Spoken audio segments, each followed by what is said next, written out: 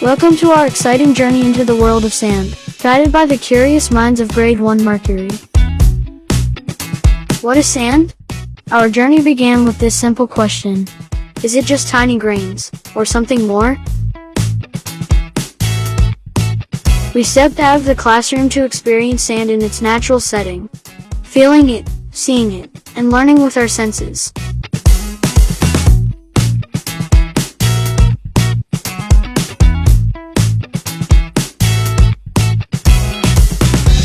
Each student chose their own focus, from sand art and sand puppets to hourglasses and sand usage in daily life.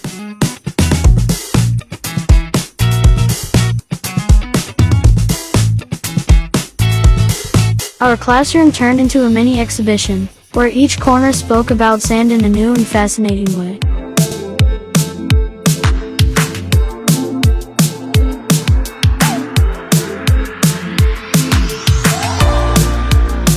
We proudly shared our learning with parents and seniors. For many, it was their very first presentation on stage. Thank you for being part of our journey. From small grains to big ideas, this was our sand story.